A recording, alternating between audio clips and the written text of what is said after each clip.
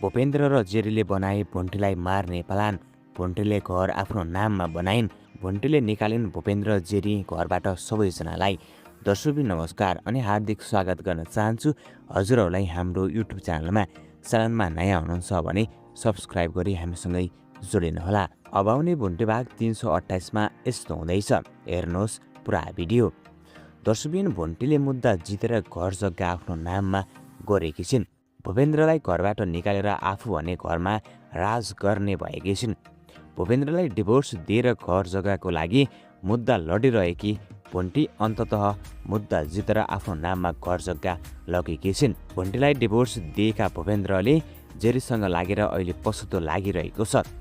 यति सोझी श्रीमती हुँदाहुँदै बाहिर अर्कै केटीसँग लागेपछि अहिले भूपेन्द्रले त्यसको सजाय भोग्नु परेको छ। मुद्दा लडिदिने यसरी थर्काउने घरमै गएर यिनी भुन्टेकी मितिनी सुकुमाया हुन् भनेर कसैले थाहा पाउनु भएको छैन। सबैलाई यति सोझी भुन्टी कसरी यति बोल्ने कसरी भइन् भन्ने शङ्का मात्रै लागिरहन्छ। तर मितिनी सुकुमायाले भुन्टीको भलाइका लागि भुन्टीलाई जहिले हेपेको देख्नै नसक्ने भएपछि भुन्टीकै रूप लिएर यो सबै प्लान बनाइरहेकी छिन्। यो सबै तहस नहस बनाइरहेकी छिन्। भुन्टीको लागि अनेक लफडा पर्यो। गाउँमा आमा बुवाले पनि धेरै दुःख पाए भुन्टीकै कारणले। घरमा सबैले भुन्टीलाई नै नराम्रो व्यवहार गर्छन्। भुवनले मात्रै भुन्टीको पक्षमा उभिन्छन्। कानुनी रूपमै डिभोर्स भएपछि भुन्टीले पाउनुपर्ने घर जग्गा पाउनै पर्छ भन्ने पक्षमा छन्। भूपेन्द्र सिरिया आमा भाइ अरू हामीले पसिना बगाएको कमाएको धन सम्पत्ति हामी कति पनि दिन्न भन्ने पक्षमा छन्। भुन्टीले दर्ता मुद्दा गरेकी छिन्। त्यो मुद्दा फिर्ता गर भन्ने त धेरै आए, तर भुन्टीले मुद्दा फिर्ता होइन, मुद्दालाई झन् बलियो कसरी बनाउने पक्षमा भुन्टी छिन्। भुन्टीले धेरै दिमाग लगाएकी छिन्। भूपेन्द्र जेरीसँगै भएको प्रमाण पनि अदालतमा पेश गरिसकेकी छिन्।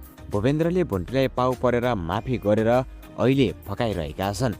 भूपेन्द्रले एउटा प्लान बनाएका छन् भुन्टीलाई फकाएर मुद्दा फिर्ता गर्न लगाउने।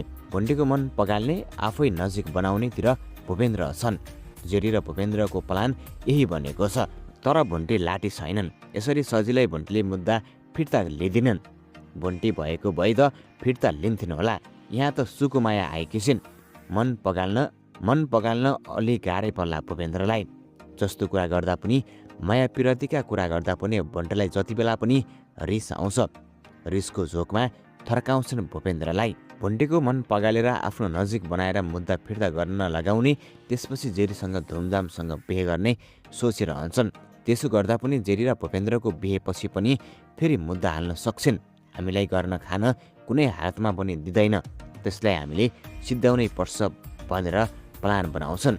यो प्लान बनाउँदा बाहिरबाट भुन्टीले मोबाइलमा रेकर्ड गरिहाल्छिन्। बनाएको प्लान भुन्टीले पुरै थाहा पाइसक्नु भएको छ। अब झन् भुन्टीले भूपेन्द्र र अरू कसैलाई यत्तिकै छोड्नेवाले छैनन्। यतिसम्मको सिद्ध्याउने सम्मको कुरा सुनेपछि अब यत्तिकै चुप लागेर बस्दैनन् भुन्टी। अब झन् भूपेन्द्रलाई यसरी पिट्छिन्, आजै घरबाट निकाल्न पनि बेर लाग्दैन। अब के होला अरूको आउने भागमा के गर्लिन् त अब भुन्टीले भूपेन्द्रलाई। भूपेन्द्रले बनाएको सबै प्लानहरू भुन्टीले थाहा पाइसकेकी छिन्। अब हेरौँ के होला यसपछिको भागमा।